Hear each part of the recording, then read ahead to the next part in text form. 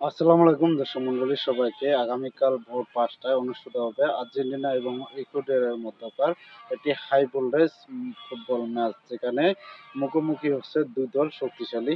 Common অঞ্চলে যারা বিশ্বকাপ বাছাইয়ে তারা হলো দুই দলের অবস্থান খেয়াল করলে, যেখানে হলো সূত্র মনে হচ্ছে ৩৮ পয়েন্টে শীর্ষে অবস্থান করছে আর্জেন্টিনান দল, এবং হলো সূত্র হচ্ছে ২৬ পয়েন্ট সংগ্রহ করে, যেখানে ইকুয়েডর তারা হলো ৪ নম্বরে অবস্থান করছে। দুই দলে অবশ্য বিশ্বকাপ নিশ্চিত করে ফেলেছে।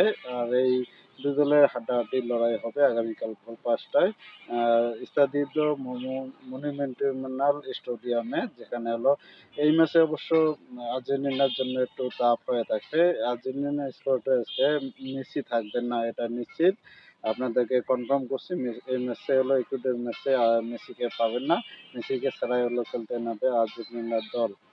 আর্জেন্টিনা এবং হলো ইকুয়েডরের লাস্ট সাম্প্রতিক ৫ ম্যাচের ফলাফল খেয়াল করবে, যেখানে হলো ৪টি ম্যাচে জয়লাভ করেছে আর্জেন্টিনার দল, এবং হলো একটি ম্যাচ দুই দলের মধ্যকার অমীমাংসিত অর্থাৎ ড্র হয়েছে।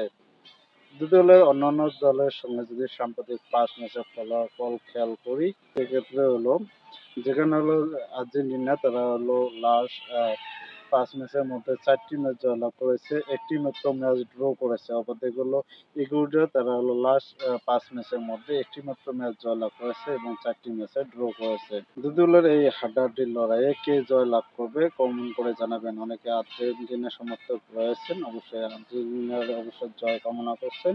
তারা অবশ্যই ঘুম নষ্ট করে অবশ্যই এই ম্যাচটি উপভোগ করবেন, যেহেতু ব্রাজিলের ম্যাচের আগে হলো আর্জেন্টিনার ম্যাচ। তাদের হলো ভোর ৫টায় এবং ব্রাজিলেরটা হলো ভোর ৫টা ৩০ মিনিটে। অবশ্যই হাই ভোল্টেজ ম্যাচ হবে, এই ম্যাচটি উপভোগ করবেন। মেসিকে ছাড়াই হলো যেহেতু আর্জেন্টিনা নামবে, মেসির হলো শেষ বিশ্বকাপ বাছাই করবে। অবশ্য এর আগে আর খেলার সম্ভাবনা খুবই কম, যদি হলো বিশ্বকাপের আগে হলো তারা প্রতি ম্যাচ খেলবে। তার যদি মেসি যদি ফিটনেস সবকিছু ঠিক থাকে, তাহলে হয়তো বা তিনি বিশ্বকাপেও অংশগ্রহণ করতে পারে। যেহেতু হলো আর্জেন্টিনা আগে হলো বিশ্বকাপ নিশ্চিত করেছে এবং হলো ১ নম্বরে থেকে তাদের এই ম্যাচে আনুষ্ঠানিকতার এবং হলো তরুণ যারা আছেন তাদের হলো এই ম্যাচে খেলার সুযোগ পাবেন। এর পাশাপাশি স্কলনার জাজ করতে পারবেন যে হলো লিওনেল মেসিকে ছাড়া হলো আর্জেন্টিনার দল কতটা শক্তিশালী এবং কতটা দুর্বল, সেই জায়গাগুলো খুঁজে বের করার চেষ্টা করবে।